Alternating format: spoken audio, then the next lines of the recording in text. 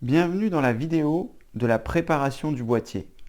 Dans un premier temps, nous allons avoir besoin du boîtier, de la carte graphique et de la carte mère. Vous aurez également besoin des outils dont je vous ai parlé en début de cette formation. La première chose que nous allons réaliser, c'est de démonter les façades du boîtier pour pouvoir préparer l'ensemble des choses. Donc pour ce faire, nous allons dévisser les vis qui se trouvent à l'arrière de celui-ci. Si vous avez des vis qui vous permettent de faire un dévissage rapide, c'est-à-dire de ne pas utiliser de tournevis, vous pouvez utiliser celle-ci. Et sinon, vous avez la possibilité d'utiliser un tournevis si vous n'avez pas des vis pour le démontage rapide. Donc je vais démonter les 4 vis qui se trouvent à l'arrière du boîtier et je vous invite à faire de même pour pouvoir démonter vos panneaux latéraux. Et ensuite, nous nous occuperons de la façade. Donc ici, lorsque vous avez enlevé les vis, vous allez avoir la possibilité, dans la plupart des cas, de faire coulisser le panneau afin de pouvoir l'enlever. Nous allons réaliser cette manipulation à la fois pour le panneau de gauche, à la fois pour le panneau de droite et également, nous verrons ensuite, pour la façade. Donc je viens d'enlever le premier panneau, je vais enlever le second panneau, voilà, et je vais les mettre de côté pour plus tard. J'ai fait tomber une vis tout à l'heure, donc je vais essayer de la récupérer et je vous invite à être très précautionneux par rapport aux vis car un faux contact est très rapidement arrivé. Donc lorsque vous perdez une vis, il faut impérativement que vous puissiez la récupérer rapidement pour ne pas oublier de l'enlever car un faux contact sur la carte mère pourrait être catastrophique. Ensuite, une fois que vous avez enlevé les 2 panneaux latéraux, vous allez vous retrouver avec ceci, donc un boîtier et des connectiques. Vous avez la possibilité dans certains cas d'enlever la façade et c'est ce que nous allons faire ici pour pouvoir avoir accès au circuit d'air dont je vais vous parler dans un instant. Donc là, pour enlever la façade, soit vous pouvez consulter votre manuel, le manuel qui vous a été fourni avec votre boîtier, ou alors vous pouvez regarder à l'intérieur, voir s'il est vissé par ici. Et si ce n'est pas le cas, en théorie, vous devriez pouvoir tirer dessus. Faites attention néanmoins, car certains boîtiers, comme je vous le disais, ont des connectiques qui vont venir avec la façade. C'est-à-dire que lorsque vous allez démonter celle-ci, certains fils vont venir avec. Ça dépend si votre bouton de démarrage et vos boutons reset et de disque dur sont connectés directement à la façade ou sont connectés au boîtier. Dans mon cas ici, vous vous apercevez qu'il n'y a rien de connecté à la façade, donc ça a été pour moi très simple de l'enlever. Mais si vous avez les fils des connectiques qui sont ici ou des connectiques de démarrage qui se trouvent avec votre façade, dans ce cas, il vous faudra faire attention à cela quand vous le démontrez. Maintenant que nous avons l'ossature du boîtier, je vais vous parler du circuit d'air. Donc pour ce faire, je vais organiser les fils un petit peu différemment, voilà, pour que vous puissiez comprendre. Alors dans certains boîtiers, vous avez des ventilateurs qui sont fournis. Donc par exemple ici dans le boîtier que j'ai acheté, j'ai un ventilateur qui se trouve ici en façade et j'ai également un ventilateur qui se trouve ici à l'arrière de mon boîtier. Le principe va être de créer un circuit d'air cohérent pour pouvoir évacuer la chaleur au sein du PC. Donc pour ce faire, vous allez pouvoir utiliser soit les ventilateurs qui sont fournis avec votre boîtier ou alors ajouter des nouveaux ventilateurs. Vous trouverez des emplacements partout dans le boîtier pour en installer des nouveaux. Donc ici par exemple sur celui que j'ai, vous voyez j'ai déjà un premier ventilateur qui est ici, mais j'ai également la possibilité d'en rajouter un plus bas si je le souhaite en fonction par exemple du nombre de disques durs que je vais rajouter. Parce que sur la façade, l'air va rentrer, c'est-à-dire que le circuit du souffle d'air va rentrer, c'est-à-dire ce ventilateur-là aspire l'air vers l'intérieur pour pouvoir refroidir ce qui se trouve derrière, c'est-à-dire les disques durs. Donc l'air va rentrer par devant et ensuite va circuler à l'intérieur du boîtier pour être extrait par celui-ci. Donc vous pourrez rajouter des ventilateurs, par exemple sur le dessus du boîtier si celui-ci vous le permet. Donc, par exemple ici, je pourrais rajouter des ventilateurs à l'intérieur du boîtier grâce aux grilles qui se trouvent ici et aux fixations prévues à cet effet. Donc comme je vous le disais précédemment, il faudra que vous fassiez attention à la taille parce que différentes tailles existent et donc vous trouverez sur votre boîtier les différentes tailles qui sont compatibles avec celui-ci. Donc vous voyez, le petit ici ne sera pas compatible. Je serai obligé de prendre cette grande version. Donc évidemment, je la mettrai en dessous. Ensuite, ce que vous devez bien comprendre, c'est que lorsque vous allez installer un ventilateur, vous devez vous assurer de son sens de fonctionnement. Qu'est-ce que ça veut dire? Ça veut tout simplement dire que lorsque vous avez un ventilateur, sur le côté se trouve le sens du circuit d'air. Donc ici, si vous voulez que l'air rentre, il faudra que vous suiviez la flèche qui se trouve sur le côté. Tous les ventilateurs, en théorie, embarquent ces schémas qui vous permettent de voir. Parfois, c'est un petit peu caché, comme sur celui-ci, à l'intérieur. Je ne sais pas si vous verrez bien ce que je vous montre, mais à l'intérieur, vous avez les flèches qui vous indiquent le sens à la fois de rotation et à la fois de souffle d'air. Donc vous devrez prendre ça en compte pour créer le circuit d'air idéal dans votre boîtier. Alors, quel est-il ce circuit idéal? Comme je vous l'expliquais tout à l'heure, il faut faire rentrer de l'air et sortir de l'air. Donc vous faites rentrer de l'air frais, en théorie, donc par la façade en général. C'est à cet endroit-là que l'air va être aspiré pour, comme il est frais, rentrer directement dans les disques durs qui se trouveront installés à cet endroit-là. Et ensuite, l'air va rentrer à l'intérieur du boîtier. L'intérieur du boîtier en lui-même est chaud puisqu'il y a la dissipation des différents composants, que ce soit le processeur, etc. Et ensuite, l'objectif va être d'extraire l'air. Donc, avec le ventilateur de derrière, vous allez souffler de l'air vers l'extérieur pour que l'air chaud qui se trouve à l'intérieur puisse être extrait. Donc, vous faites rentrer l'air frais par le devant et vous faites l'extraction par l'arrière. Vous pouvez également faire l'extraction par le dessus, c'est-à-dire que ça va créer un circuit d'entrée ici et de sortie à ce niveau-là, puisque au niveau du processeur et donc du ventilateur et du radiateur qui seront installés ici, il y aura une dissipation de chaleur.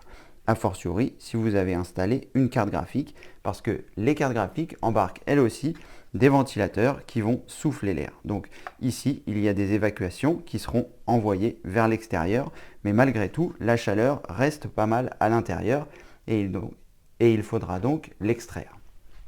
Ensuite, vous avez également la possibilité, si vous le souhaitez, de directement installer des ventilateurs sur les façades.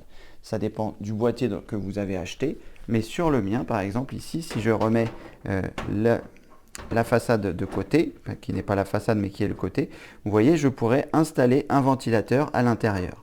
Donc ici, j'ai la possibilité, grâce à ces pattes, d'installer deux tailles différentes. Celui-ci pourra correspondre et un ventilateur de taille supérieure pourra également correspondre puisque les pattes seront disponibles. Donc l'objectif aussi de celui-ci est d'extraire de l'air de l'extérieur. Donc dans les grandes lignes, l'air frais rentre par devant et tout le reste des ventilateurs doit extraire l'air pour que la chaleur qui se trouve à l'intérieur puisse être évacuée le mieux possible. Alors plus vous allez rajouter de ventilateurs et plus votre boîtier risque d'être bruyant. Donc il faudra trouver le juste compromis entre la chaleur et le bruit. Vous avez également des solutions qui existent pour ralentir les ventilateurs et ainsi les rendre moins bruyants parce qu'un petit filet d'air peut déjà faire toute la différence. En fonction de la machine que vous choisirez, si vous choisissez une machine pour la bureautique, vous n'aurez pas besoin d'autant de ventilateurs. Si vous choisissez une machine pour jouer, là, il y aura beaucoup de dissipation de chaleur avec la carte graphique et dans ces cas-là, il faudra envisager plus de ventilation. Nous allons maintenant passer à la préparation de la carte mère. Donc pour ce faire, vous allez avoir besoin de votre carte mère que vous avez vu dans la première vidéo, que je suis en train de mettre à l'envers, mais ça n'a pas vraiment d'importance pour le moment. Et nous allons repérer les endroits où vont se trouver, ce que j'ai parlé également dans la vidéo, ce sont les spacers, ou autrement dit, les entretoises. Donc sur votre carte mère, vous voyez, vous avez un certain nombre de trous qui vont permettre la fixation de celle-ci dans le boîtier. Donc il y en a un ici, un ici, un ici, un ici, un ici, un ici, un ici. Donc vous comptez le nombre de trous disponibles sur votre carte mère et c'est le nombre de spacers que vous allez devoir préparer. Donc ici j'en ai 1, 2, 3, 4, 5, 6, 7. Je vérifie que je n'en ai pas oublié. J'ai donc 7 spacers. Donc je vais préparer, avant de présenter la carte mère, je vais préparer 7 spacers, 7 entretoises dont je vous avais parlé au début de cette formation. Donc ici, vous les avez normalement avec votre sachet de vis qui vous a été fourni dans le boîtier. Et normalement, vous avez le nombre qui est adéquat et même un peu plus, puisque le nombre de spacers ou d'entretoises dépend de la taille de votre carte mère. Alors ici, je vais repérer les différents modèles. Donc, je fais attention qu'ils soient bien tous pareils et j'ai besoin d'en prendre 7. Donc ici, j'en ai 2, 3, 4, 5, 6 et 7. Ici, ici j'ai le nombre idéal, donc c'est parfait. Alors la première chose à faire, c'est de mettre de côté ces spacers. Et ensuite, une fois que vous avez réalisé cette manipulation, l'objectif va maintenant consister à vérifier le pas de vis qui se trouve à l'intérieur pour trouver les vis adéquates. Donc ici, vous avez un certain nombre de vis qui vous a été fourni. Et ce que vous devez savoir, c'est que vous avez des petits pas de vis et des grands pas de vis. Donc vous pourrez le vérifier avec les vis qui vous ont été fournis. Moi ici, j'ai des petits pas de vis. Donc il faut que je m'assure que ces petits pas de vis vont pouvoir bien rentrer dans les spacers avant d'installer tout le reste. Comme ça, ça permettra de gagner du temps. Donc ici, je m'assure que c'est le bon pas de vis. Donc je visse à peu près jusqu'au bout, juste pour m'assurer que tout va bien. Vous ne devez pas sentir de résistance en théorie. Et donc voilà, là c'est le bon pas de vis. Donc j'ai 7 spacers et je vais donc me mettre 7 vis de côté de ce même type. Alors faites attention donc de ne pas vous tromper, parce que je ne sais pas si vous aurez la possibilité de le voir. Ça, ce sont des petits pas de vis. Et ça, ce sont des gros pas de vis. Alors en effet, la différence est fine, vous la verrez certainement à l'œil. Voilà, maintenant que j'ai mis les vis de côté et les spacers de côté, je vais pouvoir présenter la carte mère pour savoir à quel endroit vont se trouver les spacers. Donc ici, je vais présenter ma carte mère. Alors pour faire cette opération, vous allez avoir la possibilité donc de positionner à cet endroit la carte mère. Donc je vais poser la carte mère, donc toujours avant de toucher des éléments, touchez votre boîtier, les parties en métal, pour vous décharger de l'électricité statique. Idéalement, vous pourriez mettre des gants antistatiques si vraiment vous avez des doutes. Moi, je touche les parties en métal. En général, ça s'est plutôt bien passé jusqu'à maintenant. Faites attention néanmoins de bien vous décharger de l'électricité statique en touchant les parties métalliques avant de toucher les parties électroniques. Maintenant, l'objectif va consister à poser votre carte mère à l'endroit où elle sera définitivement. Donc ici, je vais la positionner, sachant que sur l'arrière de celle-ci, vous allez avoir la possibilité, je vais vous montrer ça avec l'autre caméra, voilà. Donc lorsque celle-ci va être positionnée, vous voyez, il faut qu'elle se présente comme ceci, c'est-à-dire avec l'audio vers le bas du boîtier.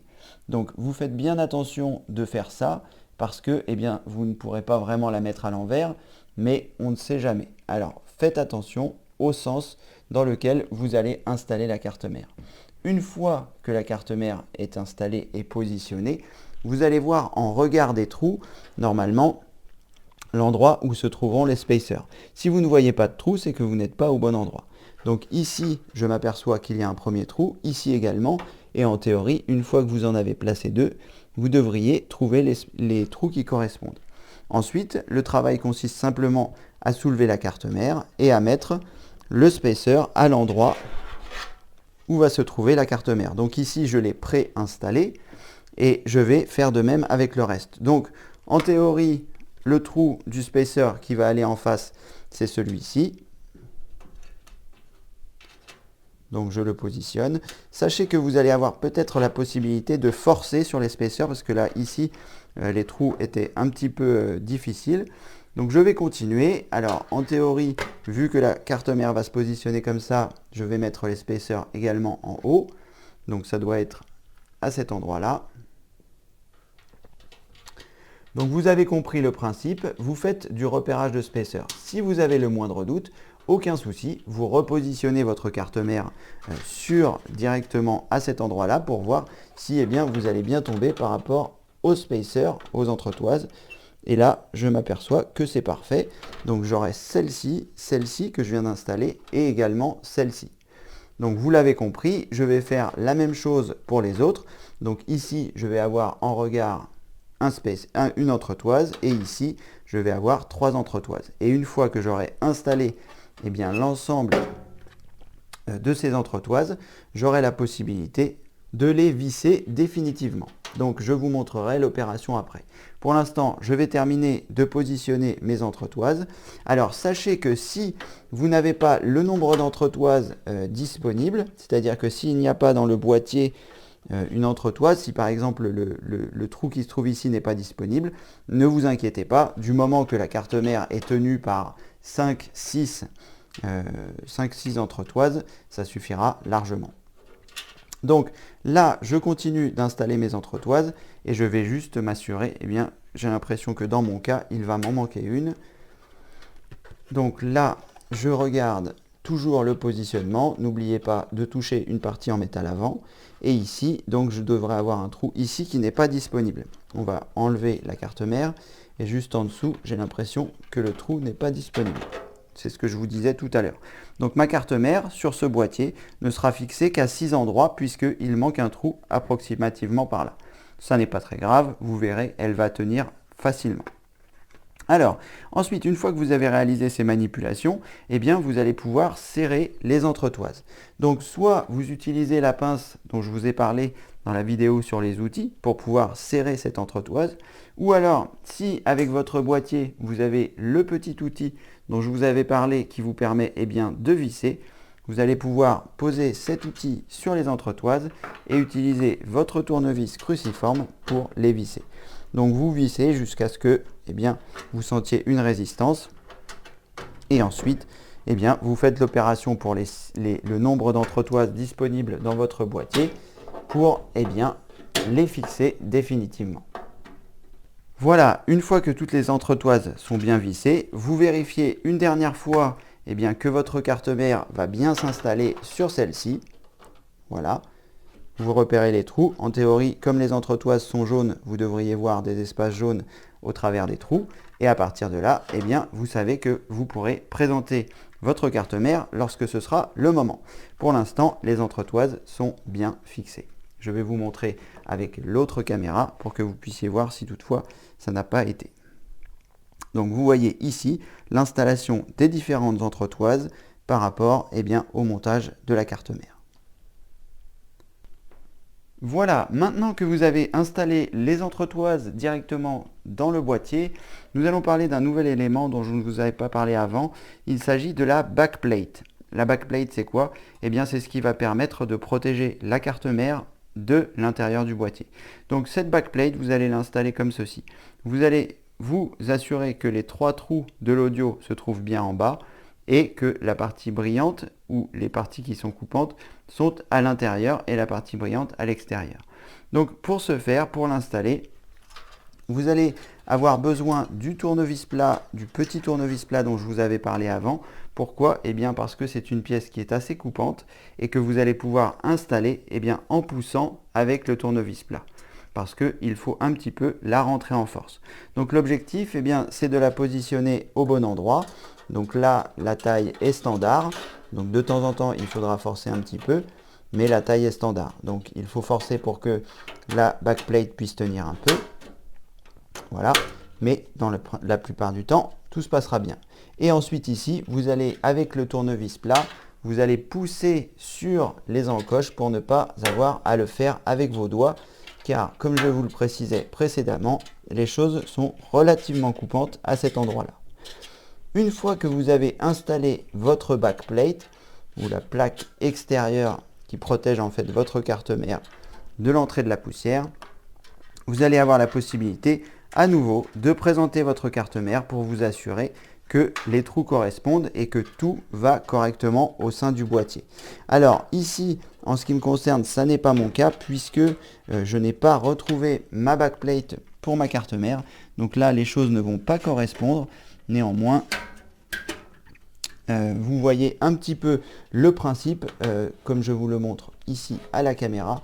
Donc l'objectif, c'est une fois que vous avez réalisé ça, assurez-vous qu'aucune patte qui se trouve sur la backplate ne va rentrer dans les connectiques de la carte mère. Et ensuite, il vous suffit simplement de pousser pour la positionner. Une fois que cette backplate sera bien installée et que vous voyez que vous pouvez pousser pour vous retrouver en face des entretoises, vous avez terminé cette partie de la préparation du boîtier. Donc vous pouvez à nouveau ressortir la carte mère et laisser la backplate à cet endroit-là puisqu'elle a trouvé sa place définitive. Dans mon exemple, je vais l'enlever puisque ce n'est pas la bonne par rapport à la carte mère que j'ai. Donc je vais enlever celle-ci, c'était juste pour vous montrer le principe. Donc les trous de l'audio en bas et positionnés comme ceci. Vous la positionnez, vous faites attention surtout de ne pas vous couper parce qu'il y a beaucoup de parties tranchantes et vous vous assurez que les choses qui sortent sont bien relevées pour ne pas déranger les différentes connectiques. Et ensuite, vous la positionnez et vous la poussez à l'aide d'un tournevis plat en insérant le tournevis plat dans la fente et en poussant. Voilà, comme ceci.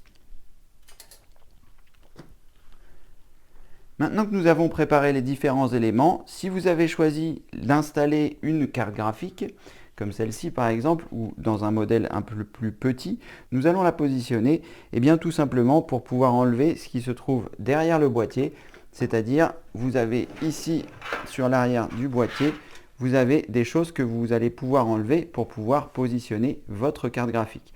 Donc c'est ce que nous allons faire maintenant si vous avez choisi l'option carte graphique. Si vous n'avez pas choisi l'option carte graphique, vous n'avez pas besoin de réaliser ces manipulations puisque vous n'aurez pas besoin d'enlever les choses qui se trouvent ici. Donc l'objectif, c'est de savoir à quel endroit va tomber la carte graphique. Donc vous positionnez votre carte mère à l'endroit où elle sera définitivement mise, c'est-à-dire en le mettant en face des entretoises. Et ensuite, vous allez présenter votre carte graphique dans le premier slot qui se trouve ici, à côté du processeur. Donc je vais simuler ma carte qui arrive ici et ça va me permettre de savoir qu'il faut que j'enlève les protections qui se trouvent sur la deuxième et la troisième position dans mon cas. Attention, ce ne sera pas forcément pareil pour vous si vous avez une carte graphique qui ne fait qu'un seul slot. Vous voyez ici, comme j'ai une grosse carte graphique, elle prend 2 slots. Et dans ce cas-là, il va falloir que j'enlève 2 protections du boîtier. Donc je la positionne à peu près à l'endroit où elle va se trouver. Et ensuite, j'enlève les slots correspondants. Donc pour enlever ceci, vous ressortez la carte graphique, vous ressortez la carte mère. L'objectif ici étant de ne pas abîmer les différents éléments. Donc j'ai enlevé la carte graphique et la carte mère. Et maintenant, je vais pouvoir enlever les protections numéro 2 et numéro 3. Donc sur certains boîtiers, comme ce qui est le cas du mien, vous avez la possibilité, grâce à votre tournevis cruciforme, que j'ai oublié là-bas, de vous aider de celui-ci pour enlever les protections. Donc moi, je vais pousser par l'arrière. Vous voyez, parfois, il faudra peut-être un petit peu forcer. Donc faites attention de ne pas vous couper en fonction du boîtier que vous avez choisi. Parfois, le métal peut ne pas être aussi bien protégé que là. Et ensuite, vous faites des allers-retours sur le métal pour pouvoir enlever la protection. Voilà, tout simplement. Et une fois que celle-ci est enlevée, vous allez avoir la possibilité d'enlever la seconde. Voilà. Et désormais, vous avez l'emplacement disponible pour pouvoir mettre votre carte graphique. Donc, ici, je vais faire quoi? Je vais repositionner une fois de plus pour m'assurer que je ne me suis pas trompé. Parce que si vous avez enlevé un de trop, ce n'est pas grave. L'essentiel est que quand vous allez faire le montage définitif, votre carte mère puisse, avec votre carte graphique, tomber au bon endroit. Donc ici, ça a l'air d'être bon. Voilà. Et donc à cet endroit-là, il va falloir, pour m'avancer pour tout à l'heure, que je repère le pas de vis de ces choses qui sont ici. C'est-à-dire que là, vous voyez ici à cet endroit, vous avez des vis qui vous permettront de fixer votre carte graphique. Donc soit vous avez des vis à serrage rapide, comme on avait tout à l'heure, ou alors il faudra trouver le bon pas de vis directement au sein des vis qui vous ont été fournies pour le boîtier. Donc ici, je vais continuer de chercher dans mes vis. Je vais prendre mon tournevis cruciforme et m'assurer que le pas de vis est un petit pas de vis ou un grand pas de vis. Donc là, je teste avec le petit pas de vis et ça a l'air d'être bon. Je peux visser ma vis jusqu'au bout. Donc, ce n'est pas bon du tout. puisque celle-ci n'accroche pas. Donc c'est un grand pas de vis dont je vais avoir besoin, puisque ici le petit ne fonctionne pas. Donc il faut que je me trouve des vis avec des grands pas de vis. C'est donc ici que je vais trouver celle-ci normalement. Voilà. Et là, lorsque vous avez trouvé la bonne vis, eh bien, il faut forcer un petit peu plus. Donc ça, ce sera les bonnes vis pour monter ma carte graphique. Ce qui est un peu surprenant, c'est que la tête est toute petite et je devrais normalement avoir des vis avec une tête un peu plus grande qui fait office de rondelle. Je regarderai plus en détail dans les vis qui m'ont été fournies pour voir si je ne peux pas trouver une vis plus adéquate. Vous, de votre côté, il faudra également trouver le pas de vis qui correspond ici à votre boîtier. Donc ça, c'est uniquement si vous avez choisi l'option d'installer une carte graphique, car sinon, la carte graphique, comme je vous l'expliquais au départ, sera directement intégrée sur la carte mère. Ici, on s'aperçoit que j'ai un port HDMI, un port DVI, un port VGA sur cette carte mère, et que donc, je n'aurai pas forcément besoin d'une carte graphique si je n'ai pas besoin de jouer, par exemple. Voilà, nous avons terminé la préparation du boîtier, donc n'oubliez pas de réfléchir à votre circuit d'air en fonction de ce que vous voulez faire. Donc plutôt de l'avant, l'air qui rentre, de l'arrière, des côtés et du dessus, l'air qui ressort. Ensuite, n'oubliez pas d'installer vos entretoises et de préparer vos différentes vis pour les prochaines étapes du montage du PC. Voilà, on va en rester ici pour cette vidéo et dans la prochaine vidéo, je vous montrerai la préparation de la carte mère. A tout à l'heure. Félicitations, vous venez de terminer cette vidéo. J'espère qu'elle vous a plu et qu'elle vous a aidé à avancer dans votre cheminement informatique. C'est en tout cas mon souhait le plus cher. Maintenant, si à votre tour vous souhaitez m'aider, il existe différents moyens. Vous trouverez des vidéos sous celle-ci pour vous expliquer comment faire. Vous pouvez par exemple vous abonner à la chaîne pour ne rater aucune vidéo. Vous pouvez mettre un pouce bleu, un pouce en l'air pour notifier qu'elle vous a plu. Vous pouvez également la partager auprès de vos amis. Et si le cœur vous en dit, vous pouvez également me faire un don. Voilà, vous retrouverez toutes ces informations sous cette vidéo. J'ai fait des vidéos explicatives qui vous montrent bien comment réaliser chaque étape, soit pour vous abonner, soit pour partager, soit pour liker la vidéo, soit pour faire un don si vous le souhaitez. Mais en tout cas, on va continuer la grande aventure de l'informatique et comme le veut la tradition, vous la connaissez peut-être pas, mais vous allez la découvrir. Je vous dis à très bientôt pour une prochaine vidéo. Merci, au revoir.